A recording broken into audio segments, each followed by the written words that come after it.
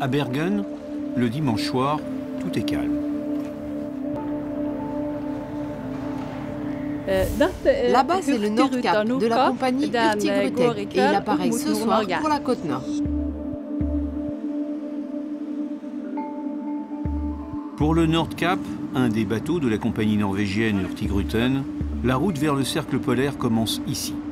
Durant 11 jours et 11 nuits, le bateau va longer la côte ouest de la Norvège.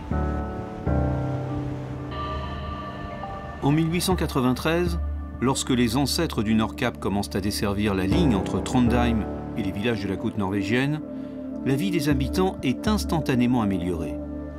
Là où les marchandises mettaient jusqu'à 5 mois en hiver par la route pour parvenir du sud au nord du pays, avec ces bateaux, les villageois sont approvisionnés en quelques jours.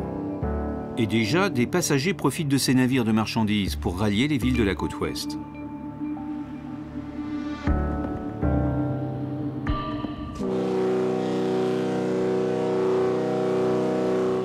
« 120 ans plus tard, 12 navires de la Hurtigruten se relaient sur cette ligne entre Bergen et le Cap Nord. Bien plus volumineux que leurs ancêtres, ces bateaux transportent beaucoup plus de marchandises et de passagers.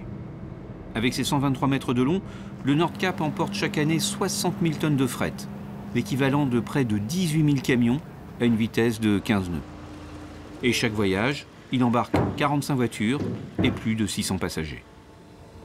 Les routes sont très étroites ici, et il y a des tempêtes hivernales. Donc tout est transporté par ces bateaux. C'est beaucoup plus sûr. Nous arrivons toujours à bon port. Parmi les passagers, beaucoup de touristes venant parfois de l'autre bout du monde pour vivre cette expérience des grands express côtiers norvégiens. J'habite la côte est de l'Australie. J'ai fait 22 heures d'avion pour arriver jusqu'ici. Et la raison pour laquelle je suis venu là, c'est que j'ai des amis qui ont fait cette croisière il y a quelques années. Ils m'ont parlé de cette formidable expérience et de la beauté du paysage. Parmi les passagers, Jean-Pierre, un habitant des Alpes fasciné par cette ligne d'express côtier depuis la découverte il y a 10 ans d'un récit baptisé « Au nord du monde ». En fait, ce livre, il raconte le voyage d'un écrivain sur le Vesteralen. Le Vesteralen, c'est un des plus anciens navires actuellement qui navigue pour la compagnie Hurtigruten.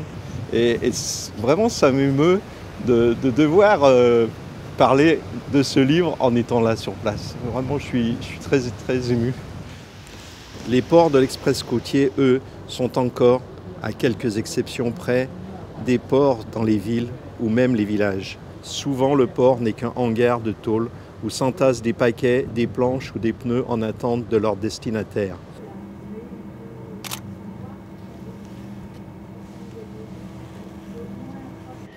Heute ist Kristiansund Versorgungsbasis für die Bohrinseln in der Nordsee und c'est un feu d'artifice, quoi.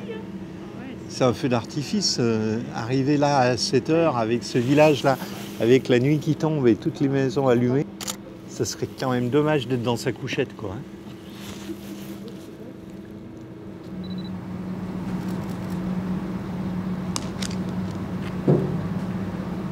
Depuis 48 ans, la vie de Pierre, un docker du petit port de Kristiansund, est rythmée par les visites du Nordkap et des autres navires de la Hurtigruten. Chaque nuit, à la même heure, je viens ici. Autrefois, il y avait des centaines de personnes sur le quai qui venaient voir arriver le bateau. Mais aujourd'hui, il n'y en a que quelques-uns. Les gens préfèrent rester chez eux à regarder la télévision. Ça, c'est une roue de Ford Mustang. C'est arrivé par un autre bateau très tôt ce matin. Et ça, ce sont des tenues de survie. Et les sacs ici, ce sont des produits pour nourrir les poissons. Il y a vraiment de tout ici.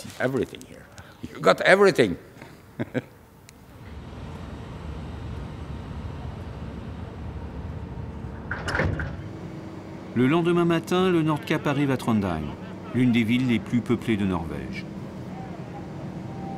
À peine amarré, un autre navire vient lui aussi accoster au quai de Trondheim. C'est le Vesteralen, le bateau synonyme d'aventure pour Jean-Pierre.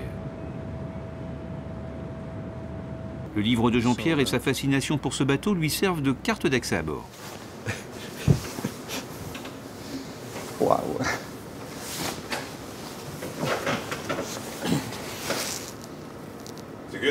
Il y a une très belle vue d'ici, hein?